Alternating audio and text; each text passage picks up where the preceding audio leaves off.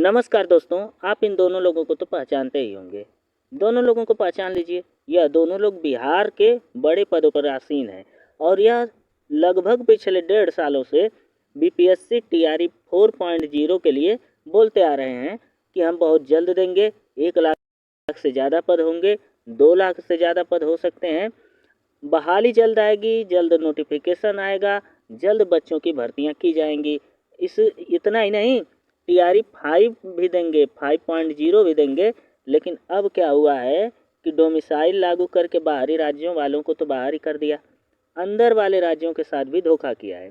और धोखा क्या है कि अब इन लोगों का कहना है कि जो हम टीआरई 4.0 का एग्ज़ाम लेंगे वो अब चुनाव के बाद लेंगे। अब बहुत से बच्चे यह बात समझ चुके हैं, बहुत से टीचर इस बात के बारे में बोल रहे हैं कि ऐसा आप कैसे कर सकते हैं। पिछले 1.5 वर्षों से आप एक ही बात लगातार कहते चले आ रहे थे और अब अचानक से अपनी बातों से कैसे मुकर सकते हैं। सारी खबरों को हम लोग इस वीडियो में देखेंगे, एक एक पॉइंट पर बात करेंगे और आगे की अब संभावनाएं क्या हैं इस पर भी विचार करेंगे। दोस्तों, आप लोगों की तरह ही मैं भी एक बीएड किया हुआ सीटेट पास स्टूडेंट हूँ और बीपीएससी टीआरई 4.0 का ही इंतज़ार कर रहा था। लेकिन डोमिसाइल के लागू होते ही मेरी वो उम्मीद तो टूट गई।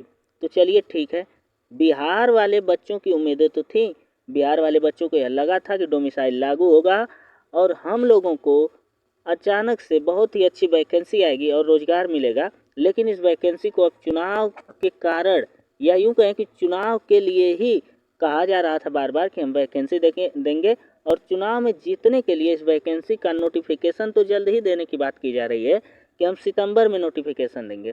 लेकिन चुनाव के बाद इसका एग्ज़ाम कराएंगे, यानी आपसे फॉर्म भरवा लेंगे और बाद में आपसे पेपर लेंगे।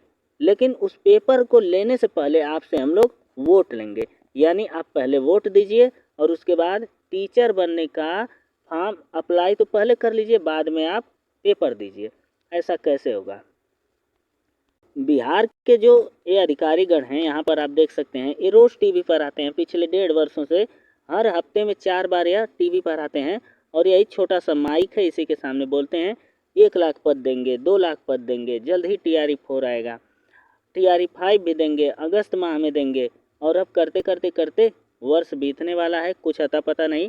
अब इनका कहना है कि चुनाव के बाद हम वैकेंसी देंगे और चुनाव के बाद ही एग्ज़ाम भी लेंगे, यानी एग्ज़ाम अब कब होगा? चुनाव के बाद होगा। आप इन लोगों को पहचान लीजिए, यहाँ पर देख लीजिए, थोड़ा सा हम दिखा दे रहे हैं। इन लोगों का कहना है कि नोटिफिकेशन सितंबर में देंगे, एग्ज़ाम नवंबर में लेंगे, लेकिन एग्ज़ाम लेने से पहले हम आपसे वोट लेंगे, यानी आप सबसे पहले हमें अपना कीमती वोट दे करके जिताइए और उसके बाद हम आप लोगों को वैकेंसी देंगे। तो यह लेट लतीफ़ी जो की गई थी, एक तरह से चुनाव के लिए की गई थी। अब आप लोग आराम से तैयारी करिएगा। जो भी बिहार के ज़्यादातर स्टूडेंट हैं वो अच्छे से तैयारी करें। आप तो जानते ही होंगे कि 85% जो सीटें हैं वो बिहारियों के लिए, यानी बिहार के बच्चों के लिए आरक्षित कर दी गई हैं। केवल 15% सीटों पर ही बाहरी छात्र अब घुस सकते हैं। तो कंपटीशन बाहरी छात्रों के लिए बहुत ही ज़्यादा टफ है और बहुत ही ज़्यादा कॉम्प्लिकेटेड बन गया है।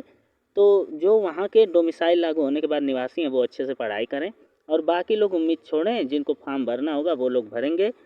हम भी कोशिश करेंगे या फिर हमें लगता है हम इस वैकेंसी से दूर रहेंगे। आप लोग अच्छे से भरिए। इसके बारे में जो भी कोई इन्फॉर्मेशन आएगी, अपडेट आएगा, हम आपको देंगे। नमस्कार, धन्यवाद दोस्तों।